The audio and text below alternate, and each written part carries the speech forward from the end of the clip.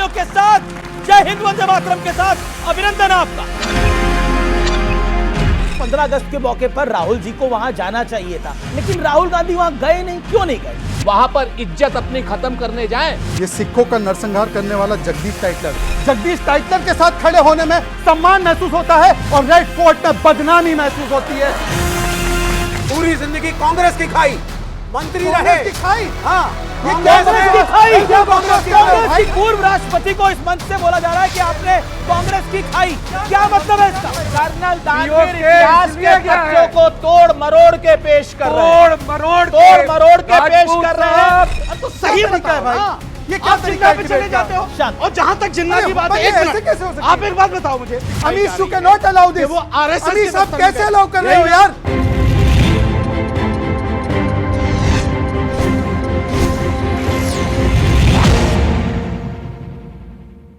नमस्कार व्यूअर्स, मैं हूं अमीश देवगन और आप देख रहे हैं वीकेंड का सबसे प्रभावी कार्यक्रम। और वीकेंड के आज के इस मेगा और स्पेशल एडिशन में आपका स्वागत है।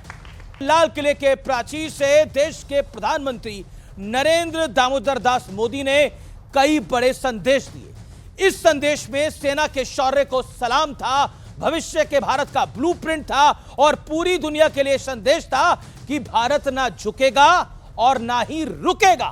राष्ट्र हित में, युवाओं के हित में, किसानों के हित में यह नया भारत अड़िग रहेगा और इन पर कोई आंच आई तो पीएम मोदी चट्टान की तरह बीच में खड़े होंगे। लेकिन पहली बार प्रधानमंत्री ने लाल किले की प्राचीर से राष्ट्रीय स्वयंसेवक संघ की तारीफ की तो विपक्ष लाल पीला हो गया और कहने लगा कि प्रधानमंत्री मोदी लाल किले की प्राचीर से ध्रुवीकरण का प्रयास कर रहे हैं, उसकी कोशिश कर रहे हैं। सवाल यह है कि विपक्ष हर बड़े मौके पर नेगेटिव एजेंडे में क्यों उलझ जाता है। आज जनता जनार्दन के बीच, मेरे युवा मित्रों के बीच तिरंगे की आन बान शान के साथ इसी सवाल पर देश की सबसे बड़ी बहस।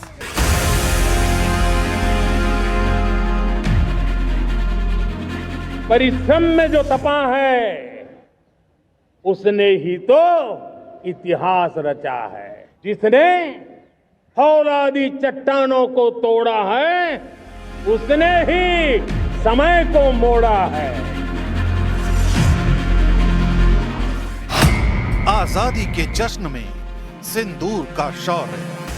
हमारे वीर जाबाज सैनिकों ने दुश्मनों को उनकी कल्पना से परे सजा दी है।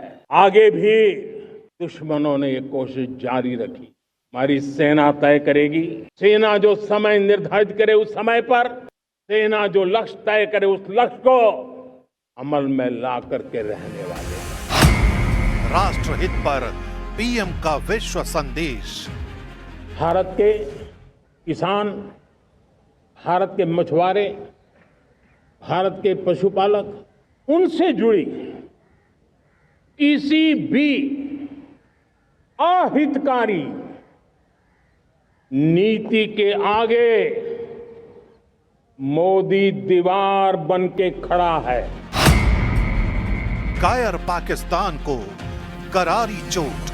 सैकड़ों किलोमीटर दुश्मन की धरती पर घुस करके आतंकी हेडक्वार्टर्स को मिट्टी में मिला दिया। पाकिस्तान की नींद अभी भी उड़ी हुई। इस दिवाली तोहफे का डबल धमाका। आपकी डबल दिवाली का काम मैं करने वाला हूं।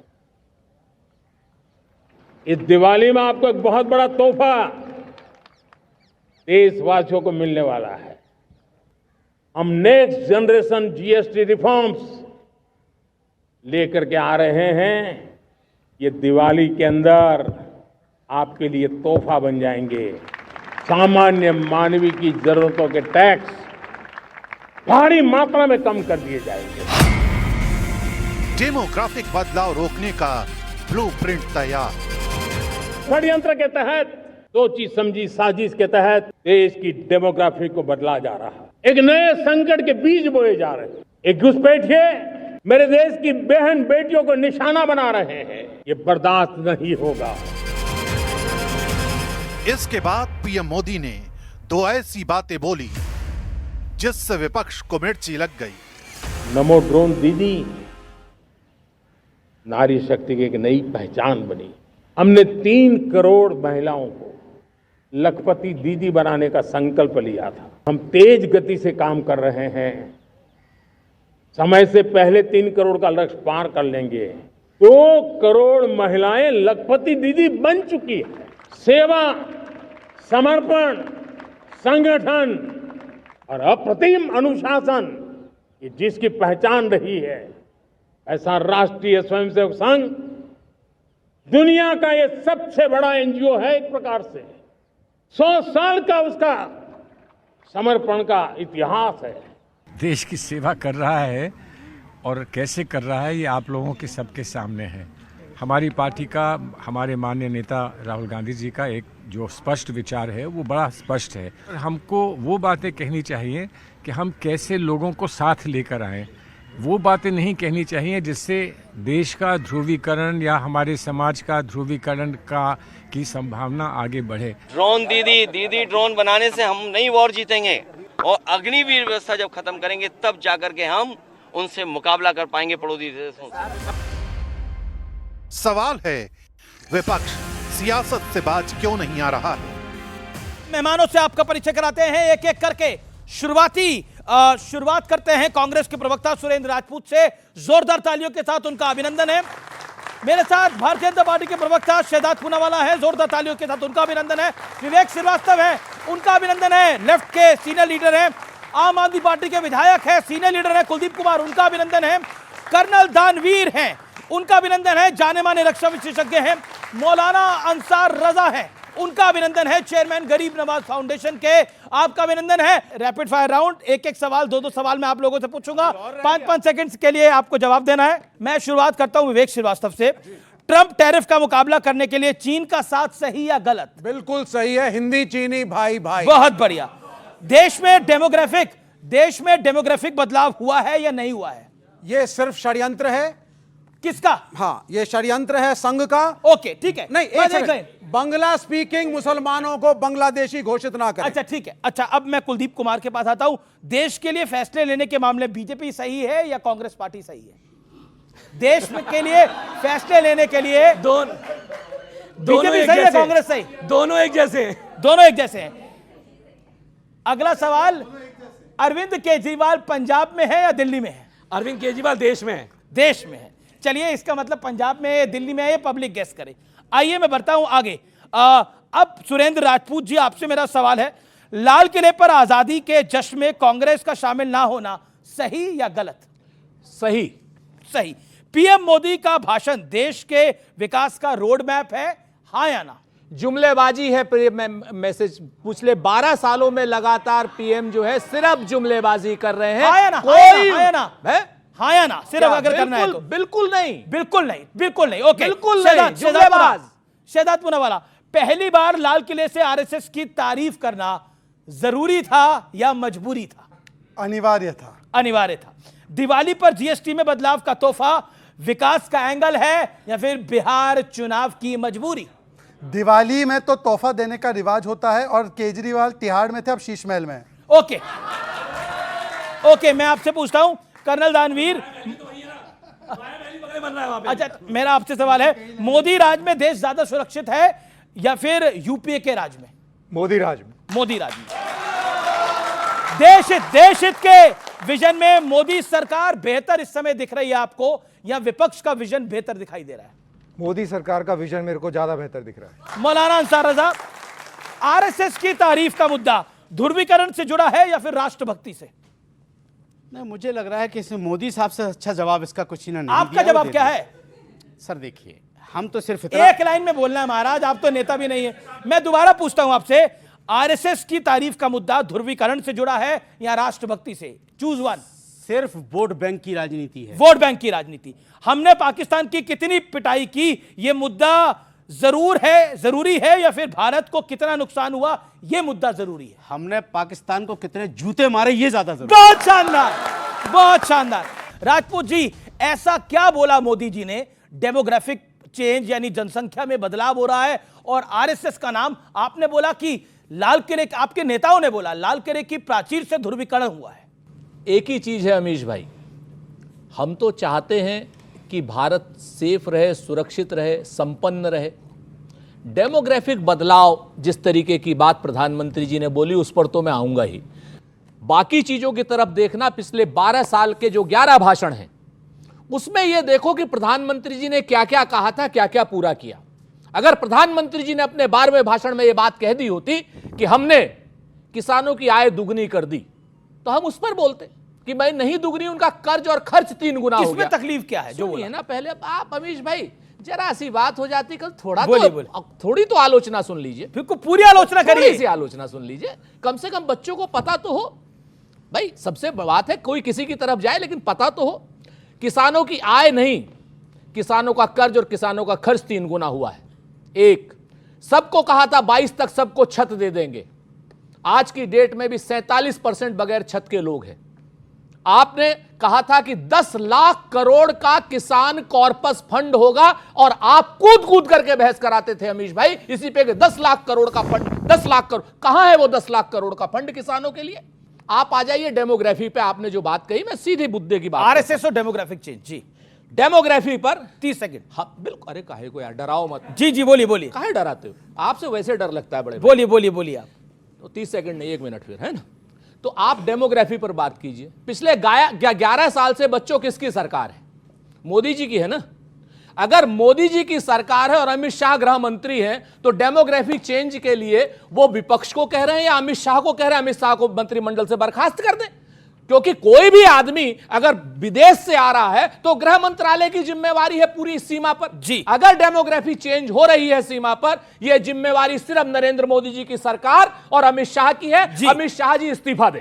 ठीक है, इस्तीफा दें। जी जी एक बात। जी जी दूसरी बात, अब आगे 2.5 मिनट हो गए आपको बोलते बोलते। अब शहजाद पूनावाला, अब आपका कमेंट। एक सेकंड, ऑडियंस से भी मैं सवाल लूंगा, लेकिन शहजाद पूनावाला, आरएसएस और डेमोग्राफिक चेंज की बात करनी जरूरी क्यों थी? भारत माता की जय कहने के लिए सभी लोग एकत्रित हुए थे रेड फोर्ट पर, लाल किले पर, क्योंकि वो राष्ट्रीय उत्सव था।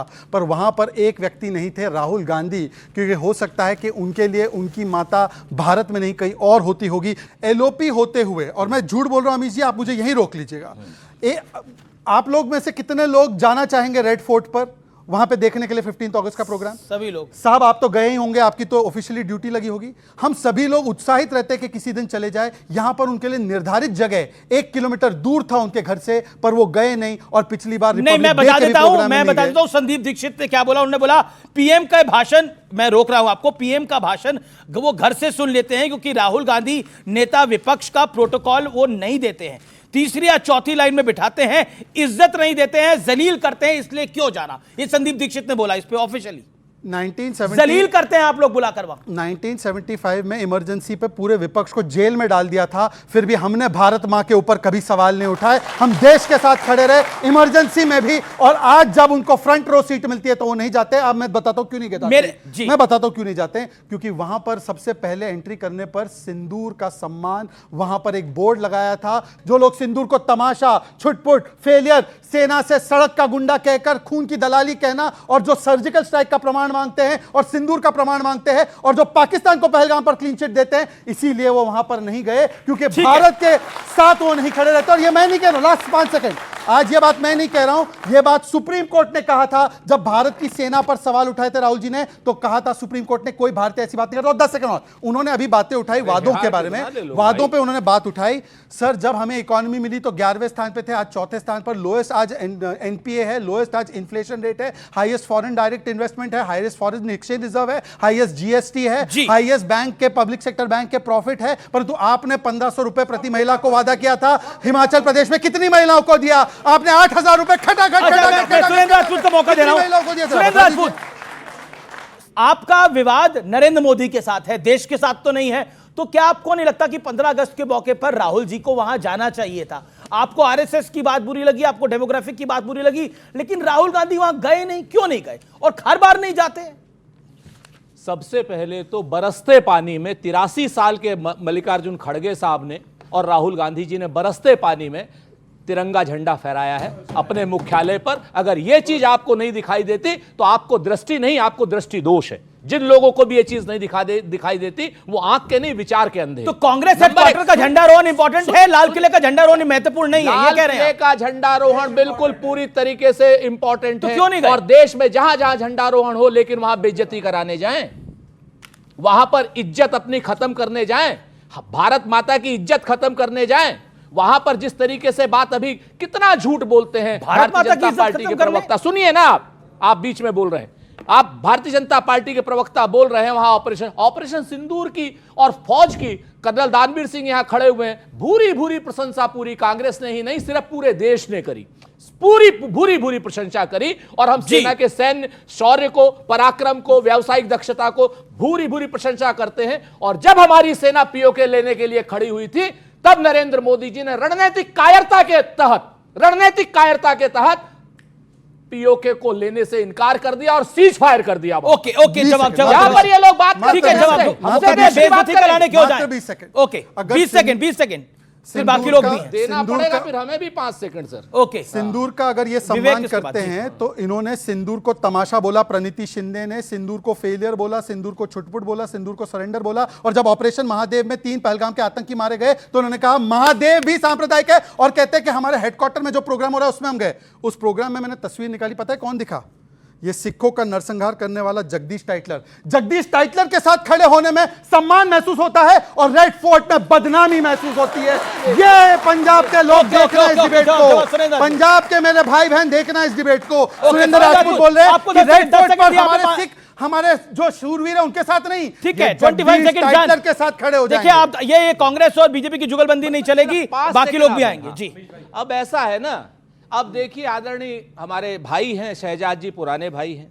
अरे हाँ, अब ये पंजाब के लोगों के लिए तो उनको बड़ी चिंता है, आम आदमी पार्टी और बिहार के लोगों के लिए कतई चिंता नहीं, झाजी लोगों के लिए कोई चिंता नहीं है। इनको याद आ गया होगा, ज्यादा नहीं बोलूंगा जी। मैं आपको फिर से एक चीज कहता हूं, फिर से आप एक चीज को समझ लीजिए। ऑपरेशन सिंदूर का तमाशा बनाया भारतीय जनता पार्टी ने, जब उन्होंने कहा था हम घर घर सिंदूर बांटेंगे, घर घर सिंदूर बांटेंगे। ये ऑपरेशन सिंदूर का तमाशा जो भाजपा ने बनाया था, भारत की सेना के ऑपरेशन का तमाशा हो सकता है क्या? ये भाजपा बोले तो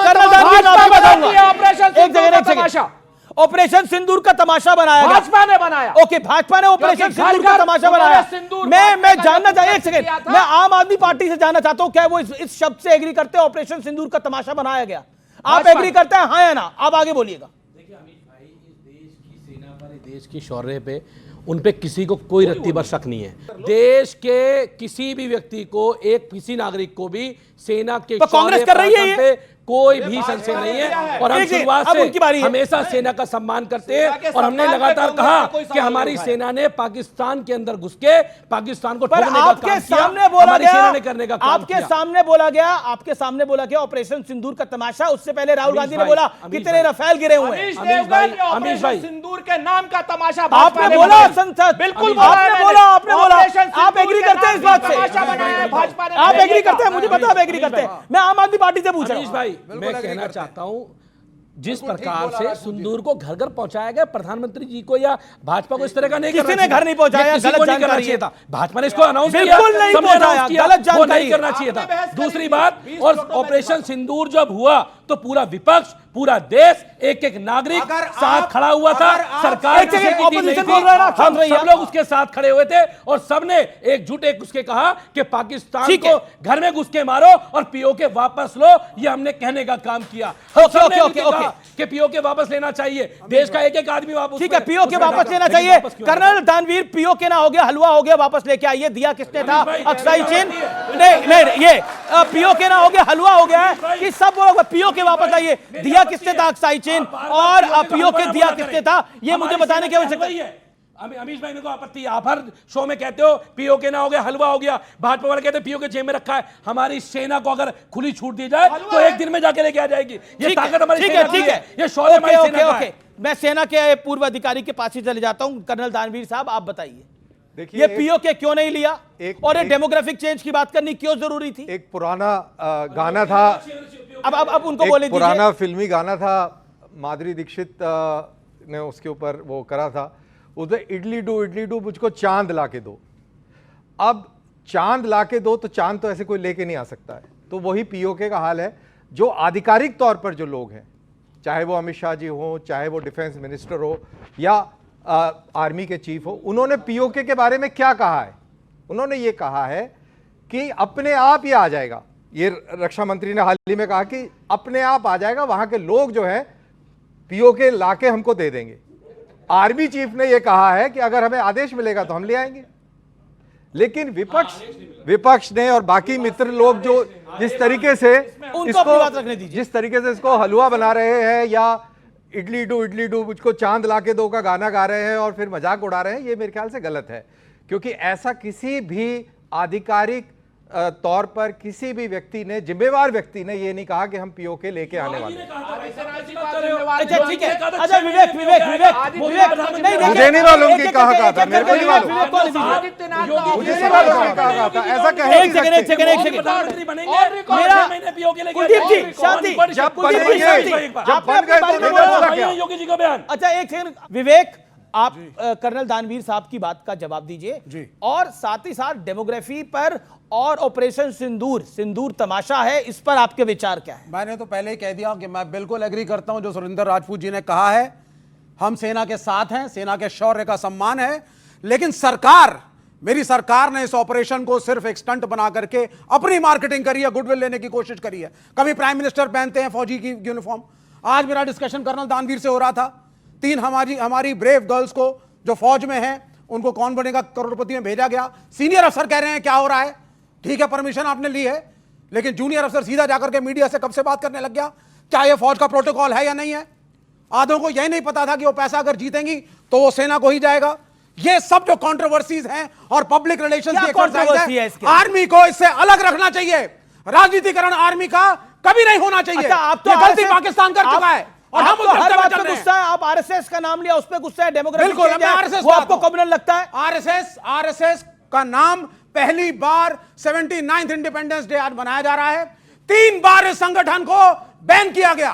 पहली बार सरदार पटेल ने किया, लिखित में लिखा गया कि हम तो सिर्फ एक कल्चरल ऑर्गेनाइजेशन है, राजनीति से हमारा कोई मसला नहीं, हम सिर्फ देश के अंदर बदलाव चाहते हैं। आज प्राइम मिनिस्टर से लेकर के ऊपर से नीचे तक हर वाइस चांसलर, हर आदमी संघ का है।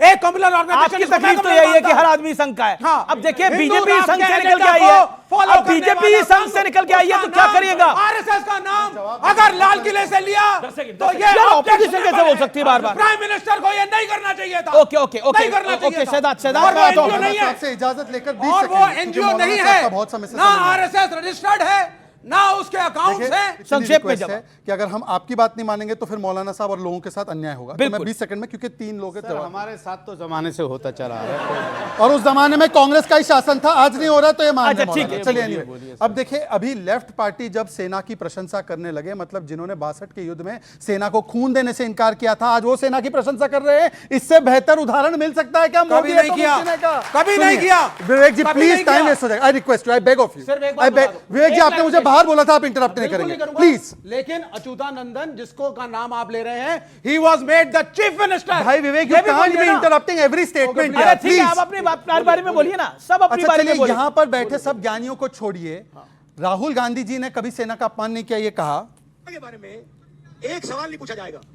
जिन्होंने 2000 स्क्वायर किलोमीटर हिंदुस्तान का उठा लिया, you have given China 44,000। ये स्टेटमेंट पे सेना ने कहा, और उन्होंने कहा कि सेना की पिटाई हुई है। इस पर सुप्रीम कोर्ट ने कहा कि कोई भारतीय इस प्रकार की बातें नहीं कर सकता। सुप्रीम कोर्ट ने सर्टिफाई किया आपने सेना के बारे में ऐसा बोला है। और सड़क का गुंडा किसने बोला था भाई? सिंदूर ऑपरेशन छुटपुट था, ये खड़गे जी ने बोला था। ठीक है, और आखिरी बात जी अभी कुलदीप कुमार जी का एक वाक्य में, केवल एक वाक्य में कुलदीप जी बोल रहे हैं कि पीओके क्यों नहीं लिया, पीओके क्यों नहीं लिया।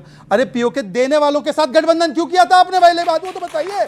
और आज भी उनका गठबंधन उनके साथ है। गठबंधन नहीं है इनका, अब इनका गठबंधन नहीं है। अब अंसार जब वो शहीद मानती थी, हमने थोड़ी किया।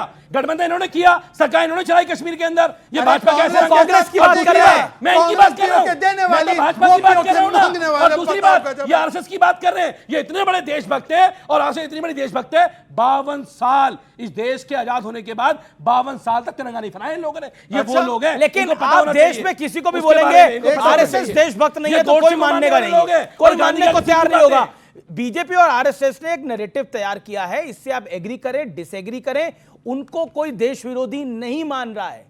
Get this point. ऑपोजिशन को ये समझ, आपके समझने से क्या होता है, देश नहीं समझ रहा ना।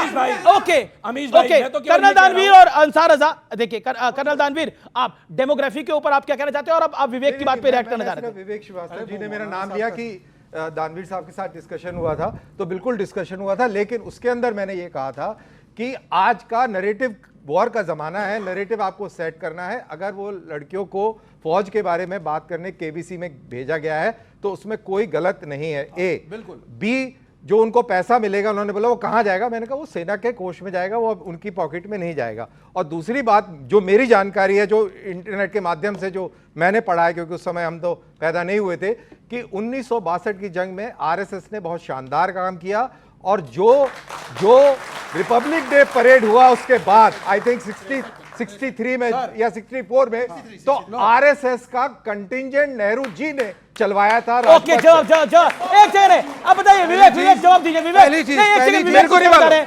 ओके एक सेकंड विवेक कुछ कहना चाह रहे हैं, एक सेकंड, और साइलेंस। ओके विवेक 30 सेकंड। देखिए जिस कंटिंजेंट की आप बात कर रहे हैं वो बीएमएस का था, भारतीय मजदूर संघ का। सुनिए आप, भारतीय मजदूर संघ का था, आरएसएस का नहीं था। उसमें सभी ट्रेड यूनियन मजदूर संगठनों को बुलाया गया, आरएसएस का था, बीएमएस का था, बीएमएस को बुलाया गया था, आरएसएस का नहीं था। यही गलत है। ओके एक सेकंड भाई, आरएसएस का वो कंटिंजेंट था, इंटरनेट पे गूगल कर लीजिए, आपको वो मार्चिंग, ठीक है, लाठी लेके मार्चिंग करते ठीक है। अंसार रजा, आप बड़े देर बाद अंसार रजा चर्चा में आ रहे हैं। अंसार रजा का जोरदार तालियों के साथ अभिनंदन, सबसे लेट आ रहे हैं। ओके अंसार रजा, क्या कहना चाहते हैं आप वाद विवाद पर? देखिए अमीश जी, सबसे पहली बात तो आपका शुक्रिया कि आपने मुझे याद रखा, बड़ी नवाजिश आपकी। पॉलिटिक्स, सियासत, डिबेट्स होती रहती हैं। आज कम से कम पूरे मुल्क को अपने देश की सेना पर नाज है कि उसने पिछले हफ्ते जो सिंदूर की कीमत क्या होती है वो आसिम मुनीर को बता दिया। आपको सिंदूर ड्रामा तो नहीं लग रहा? देखिए, मुझे आप इंडिपेंडेंट रहने दीजिए, मुझे अपनी बात कहने दीजिए। मैं सवाल आज मैं सिर्फ देशभक्ति की बात सवाल से घबराने कब लगे, कब से लगे? मैं घबराता नहीं हूं। देखिए, ऑपरेशन सिंदूर का मकसद आपने उसको दूसरे वे में ले गए। उनके कहने का मतलब नहीं, मैं अभी आपको भाजपा के ऑफिशियल प्रवक्ता की बाइट सुना दूंगा कि हाँ हम घर घर बांटेंगे, अभी सुना दूंगा अगर आप कहेंगे तो। के शर्मा ने बोला है एक न्यूज चैनल पर, और आप कहिए तो शहजाद भाई सुना दें उसको। मैं ना सुनाऊं, शहजाद भाई खुद सुनाए, लेकिन मैं नहीं उधर जाना चाहता। हम कह रहे जो कुछ हुआ ऑपरेशन सिंदूर में, हमारी शान बढ़ी। और विवेक जी तो खुश नहीं है। अब आसिम मुनीर भी खुश नहीं तो मैं क्या करूं? अच्छा, लेकिन मैं आज अपनी बात करना चाहता हूं, मैं आज देशभक्ति की बात करना चाहता हूं, क्योंकि बहुत सारे लोगों के जहन में बहुत सारे सवाल हैं। लेकिन आज मैं मोहन भागवत साहब से एक गुजारिश करूंगा कि मोदी जी का भाषण वो जरूर सुने। उन्होंने एक जुमला कहा है जिस पर कोई बहस करने को तैयार नहीं है कि आरएसएस जैसा एनजीओ, आरएसएस को, अब आरएसएस खुश हो या दुख मनाए कि इतनी बड़ी ऑर्गेनाइजेशन को, जो दुनिया की बड़ी ऑर्गेनाइजेशन मानी जाती है, उसको एनजीओ कहा है। प्रधानमंत्री ने किस वे में कहा ये वो बता सकते हैं। अब आ जाइए। जी नहीं, मुझे सर इतनी देर बात, अच्छा बोलिए। ठीक है ना। अब जहां तक सवाल सेना का है, सेना पर हमें नाज है, हम अपने देश की सेना को सलाम करते हैं। लेकिन जब हमारी सेना के ताल्लुक से एक जुमला कहा गया भाजपा के लीडर की तरफ से कि हमारी सेना मोदी जी के चरणों में है, तो ये गलत था और देश को विरोध करना चाहिए था इस बात का। क्यों नहीं किया? खाली ताली आरएसएस बोलेगी तभी बजेगी? नहीं, जब सेना की बात आए, देश हमारे लिए पहले है, कांग्रेस बीजेपी आरएसएस बाद में है। पहले हमारे लिए देश है।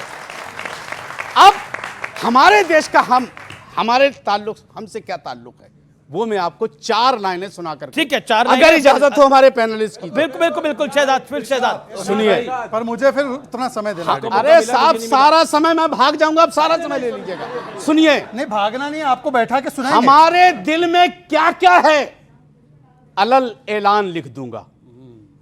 और ये बात मैंने आज तक 20-15 साल की डिबेट में कभी नहीं कहा कि मैं अपनी कौम की तरफ से आया हूं, लेकिन आज अपने देश की तरफ से यह बात कह रहा हूं। मैं हमारे दिल में क्या क्या है अलल ऐलान लिख दूंगा, कफन में अपने क्या रखना है सब सामान लिख दूंगा। हुकूमत अगर इजाजत दे तो हम अपने तिरंगे से पड़ोसी मुल्क के सीने में हिंदुस्तान लिख देंगे। बहुत बढ़िया, जय हिंद, वंदे मातरम। बहुत शानदार, बहुत शानदार, बहुत बहुत बढ़िया। मैं कहता हूं जोरदार तालियों से, जोरदार तालियों से अभिनंदन करिए इस बात का, जोरदार तालियों से अभिनंदन करिए इस बात का। ओके, शहजाद पूनावाला, अब आप। अब देखिए बहुत अच्छी बात कही आखिर में। बिल्कुल, और देखिए ऐसा है, इस पैनल में सबसे ज्यादा मैं ही पैरवी कर रहा था कि वो बोले, और इसका मतलब यह है कि लोकतंत्र सुरक्षित है कि एक मौलाना भी खुलकर अपनी टीका टिप्पणी कर सकते हैं और किसी ने नहीं, हमने पैरवी की बोले। सुनिए मौलाना साहब, थोड़ा समय दे दीजिए। कमाल की बात करते हो यार, ये क्या बात करते हो यार, क्या बात हुई यार। ओके, शहजाद मौलाना ठीक है, ये क्या बात हुई यार। ऑडियो एक सेकंड, शांति, देखे बड़ी बड़ी डिबेट है।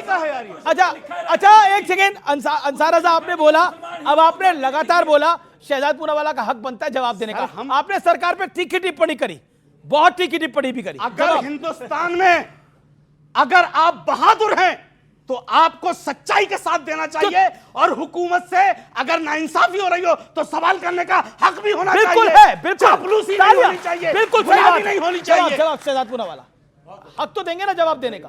देखिए, हम पसमानदाओं की नीयत में यही है कि हम लोग तो पैरवी करते हैं कि इनको अधिकार मिले, पर हमारे अधिकारों पर हमेशा कुचला जाता है सैयदों के द्वारा और मौलानाओं के द्वारा। ये हमारी हकीकत है पसमानदाओं की। पर पीडीए की बात करने वाले, अब सर बोलने दीजिए सर। अभी जी मैं बोलिए। अब इन्होंने एक टिप्पणी का जिक्र किया जिसका मैं खंडन करता हूं। मैं तो राष्ट्रीय प्रवक्ता हूं, ठीक है, मैं खंडन करता हूं। अब मैं आपको एक दूसरी टिप्पणी सुनाता हूं, सुनिए ध्यान से। नहीं, खंडन किस टिप्पणी सुनिए प्लीज सर, आप बीच में नहीं, पहले बताइए सर यार, किस अरे यार अमीश जी, आप ऐसा है, शर्मा की बात का खंडन कर रहे हैं। अमीश जी ऐसा है, अमीश जी ऐसा नहीं हो सकता। फिर तो बहुत आए हैं हम, तमाशा करने नहीं आए। This is really unfair. Amish ji बहुत बोलिए, बोलिए, आप बोलिए ना, आपकी आवाज आ रही है, बोलिए। आप अपनी टर्न पे बोलिएगा मौलाना साहब, बोलिए।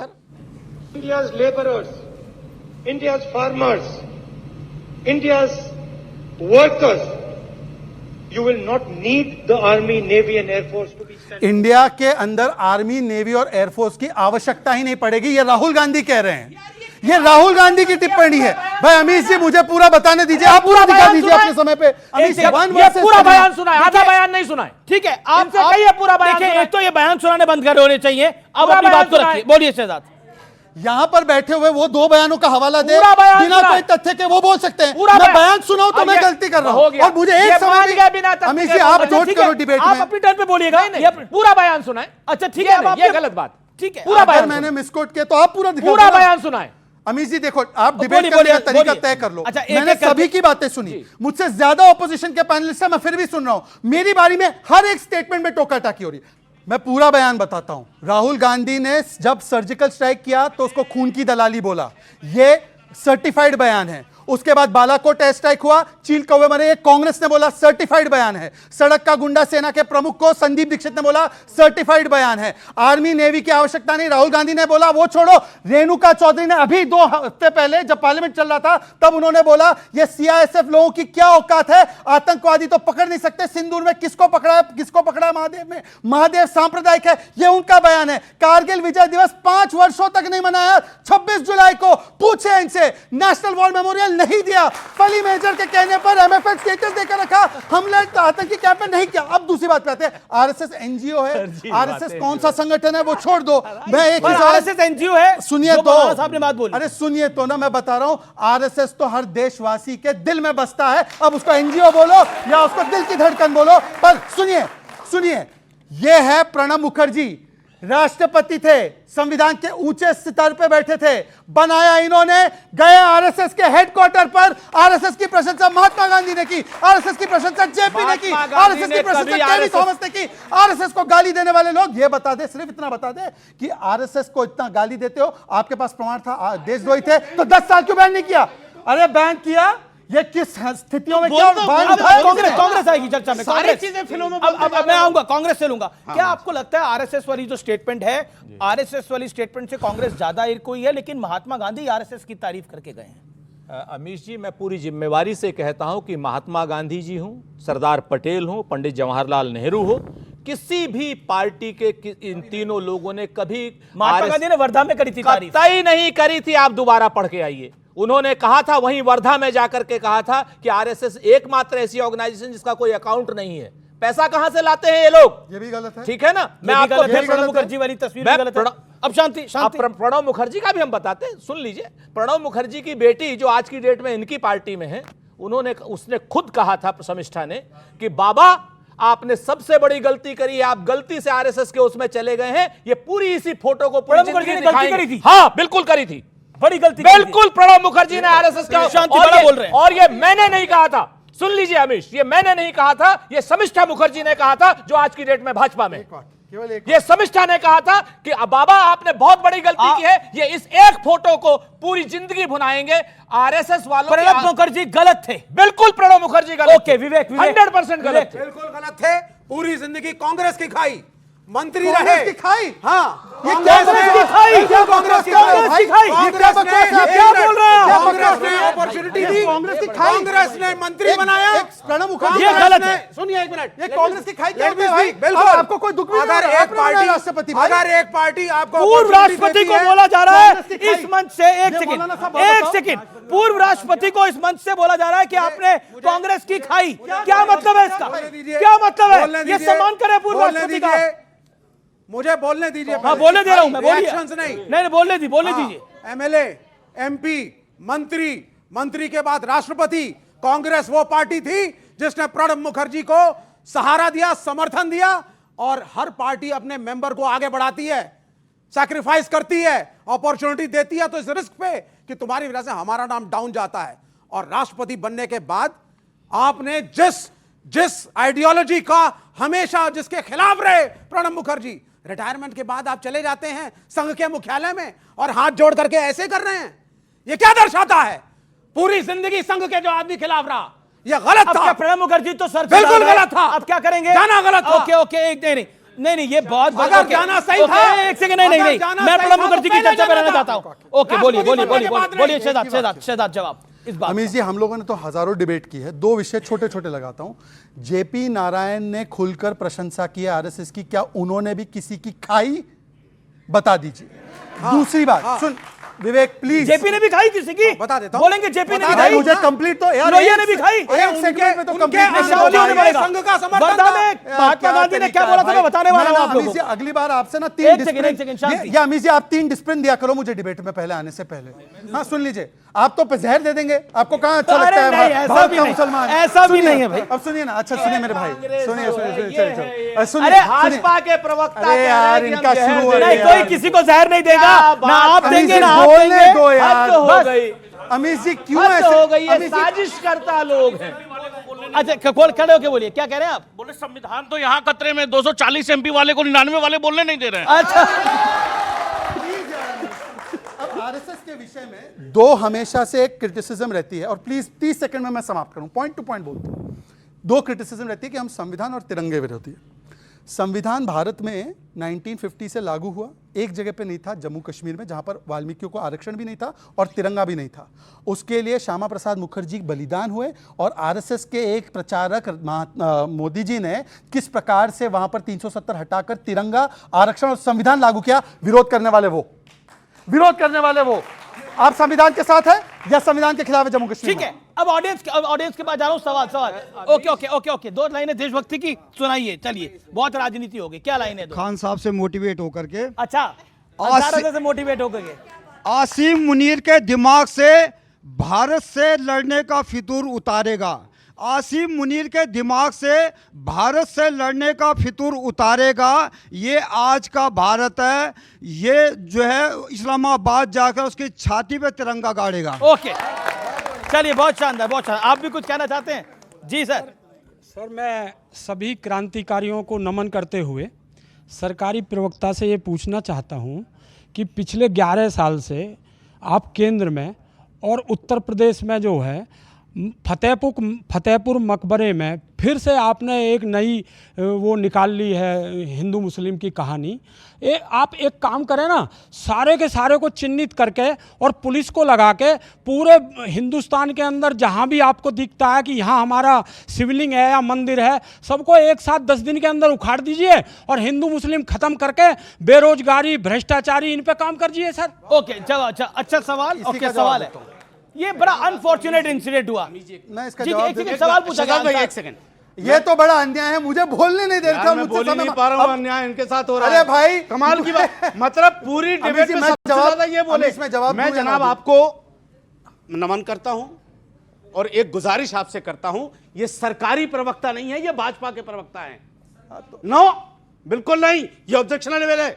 सरकार इस तरह के बयान नहीं देती जिस तरह से भाजपा के प्रवक्ता बयान देते हैं। ओके, तो भाजपा के प्रवक्ता में और सरकार के प्रवक्ता में जमीन आसमान का फर्क है। अच्छा ठीक है, ओके, शहजाद पूनावाला, इसको पहले क्लियर करना बहुत जरूरी है। मैं ये अच्छा, एक सेकंड, गलत कह रहा हूं तो आप मुझे बताइए। मैं मौका दिया, अगर मैं गलत कह रहा हूं तो बताइए। ठीक है, अब ये बात मौलाना अंसार रजा ने बिल्कुल सही कही कि मैं पार्टी का हूं, सरकार का नहीं हूं। अब ताली बजाओ। हाँ, सुनिए, पूरा सुन के फिर ताली बजाना।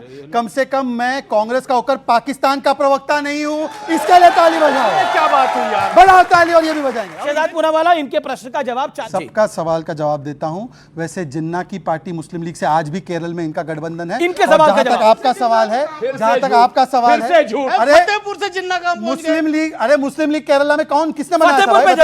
फतेहपुर पे जवाब दीजिए ना, जवाब दीजिए ना शहजाद। आपका जवाब दे रहा हूं। हिंदुस्तान की मुस्लिम लीग का किसी से मतलब नहीं है। जिन्ना का मतलब अगर किसी से है तो भाजपा से है और संघ से है। संघ का सबसे वही है जो जिन्ना वाली थी। ये संघ कहता है, ओके, और संघ अपने उसमें ऑडियोज डाउन। शहजाद, इनके प्रश्न का जवाब, फतेहपुर का जवाब।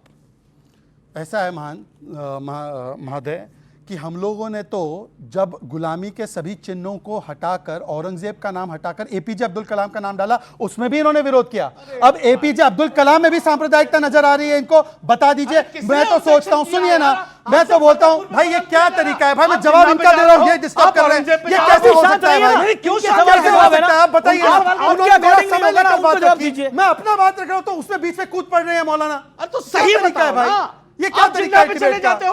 और जहां तक जिन्ना की बात है, ऐसे कैसे हो सकता है? आप एक बात बताओ मुझे। अरे ये क्या नहीं यार, अभी से ऐसे तरीका नहीं हो सकता। दिस हाईजैक, अभी से आपको स्टैंड लेना पड़ेगा। मैं ले रहा हूं, एक सेकंड शांति। नहीं, ये तरीका नहीं हो सकता। अगर डिबेट का तरीका नहीं हो सकता। ये Amish, this is not fair. Amish, you can not allow this. वो आरएसएस अमीश, आप कैसे अलाउ कर रहे हो यार? मैं नहीं करूंगा ऐसे डिबेट, नहीं, ऐसे नहीं हो सकता यार अमीश। आपकी मर्जी है, हद होती है। जवाब आप अपने मौके पे बोलिए, मैं आपको मौका दे रहा हूं। अरे कम मौका दे रहे हैं आप। का सवाल मुझे जवाब देना है, सबसे कम मैं चाहते हैं आपके सवाल का जवाब मिले। भाई मुझे जवाब, अच्छा ठीक है, आपके सवाल का जवाब ले रहे हैं। एक सेकंड, कि जब हम लोग एपीजे अब्दुल कलाम साहब के नाम पर, आक्रांताओं के नाम पर रखी गई जगहों का नाम रखते हैं तो उसमें भी उनको सांप्रदायिकता नजर आती है। और मैं तो कह रहा हूं कि जब देश का बंटवारा हुआ, जब एक अलग पाकिस्तान इस्लाम के नाम पर बन गया और जो औरंगजेब को महान मानते थे वहां पे चले गए, तो भाई भारत में जो भी औरंगजेब के किए गए कृत्यों से प्रभावित जगह थे, उसी समय पर सोमनाथ से लेकर अयोध्या का मामला सुलझाया जाता, परंतु अयोध्या को 500 वर्षों तक लटकाने का काम किया तो इसी मंडली ने किया। और आज जब राम मंदिर बना तो इन लोगों ने कहा कि राम मंदिर बेकार है और राम मंदिर नहीं बनना चाहिए था, ये और पैदा करना चाहते थे। ठीक है, आपने बोला, ये इनकी। अच्छा ठीक है, अब मैं ऑडियो क्या हुआ। ओके, कांग्रेस के प्रवक्ता ने स्टार्टिंग में कहा डेमोग्राफिक चेंज के बारे में। डेमोग्राफिक चेंज तो तब हुआ था जब आपने अक्साई चीन दे दिया था। दूसरी बार चेंज तब हुआ जब आपने कच्चा तीऊ दे दिया। तीसरी बार चेंज तब हुआ जब म्यांमार को कोको द्वीप दे दिया, जहां पे आज चीन एयरबेस बनाकर बैठा हुआ है। तो डेमोग्राफिक चेंज तो आपके समय सब। Okay, demographic change. ओके, ये एक सेकंड, सुरेंद्र राजपूत से सवाल है। देखिए, आज जनता का दिन है, जनता को भी अधिकार है। शहजाद, फिर अंसार रजा बोलेंगे। पहले सुरेंद्र राजपूत, आपने अक्साई चीन दिया, आपकी सरकारों ने पीओके दिया, आपकी सरकारों ने कच्चा तीवू दिया, आपकी सरकारों ने कई आइलैंड दे दिए। ये एक प्रश्न खड़ा होता है, आज आप सब कुछ मोदी जी से चाहते हैं वो वापस लेके आए। नरेंद्र मोदी ने इस बात को संसद में भी कहा कि पूरी उम्मीद मुझसे लगाए बैठे हैं ये लोग और मैं ही करूंगा पूरा। इस बेटे ने बड़ा सवाल अच्छा किया, बहुत ही बढ़िया सवाल किया, सारी चीजें ये कह गया, लेकिन एक चीज भूल गए तुम। अभी 10,000 हेक्टेयर जमीन बांग्लादेश को जो हिंदुस्तान ने, मोदी जी ने गिफ्ट करी ना, उसको भूल गए आप। उसके बदले में 100 एकड़ ली थी, 100 एकड़ ली थी, 10,000 एकड़ दी थी। ठीक है कि नहीं, ये भूल गए थे। एक बात दूसरी बात, इतिहास में जितनी भी कमियां रही, चाहे अक्साई चिन्ह की कमी रही हो, चाहे पीओके की कमी रही हो, बिल्कुल रही कमियां, उस वक्त की परिस्थितियां अलग थी। लेकिन आज की डेट में जब हमारी सेना वहां पर खड़ी हुई थी पीओके लेने के लिए, और क्या नाम, भारतीय जनता पार्टी के नेता ऑफिशियली कह चुके थे, ऑफिशियली किसने था पीओके? एक मिनट यार, पीओके दिया किसने था? एक मिनट अमीश, कम से कम आप तो ट्रॉल मत बनिए। मैं तो बोल रहा हूं, पीओके किसने दिया? पीओके किसने दिया था? किसने दिया था? पीओके तो उस वक्त गया था जिस वक्त क्या नाम, हिंदुस्तान पे अंग्रेजों का शासन था। उसके बाद 48 में गया सर। क्या बात करते हैं पीओके कब गया? एक सेकंड पीओके कब गया? पीओके कब गया? अगर आप अपना इतिहास भूल जाएंगे तो आप दोबारा गलती करेंगे। भारत की सेना जीत रही थी, डोमेल 20 किलोमीटर दूर था, जनरल थिमैया ने एडिशनल डिवीजन मांगा था, भारत में डिवीजन्स की कोई कमी नहीं थी, और नेहरू साहब ने उसको मना कर दिया था और यूएन चले गए थे। कब हुआ था? ये 1948 में हुआ था। 1948 में हुआ था। पीओके इसलिए गया है, कर्नल दानवीर इतिहास के तथ्यों को तोड़ मरोड़ के पेश कर रहे हैं, तोड़ मरोड़ के पेश कर रहे हैं। उस वक्त भारत की सेना का यूनिफाइड कमांड था, नहीं पढ़ेंगे तो भारत की सेना का यूनिफाइड कमांड था।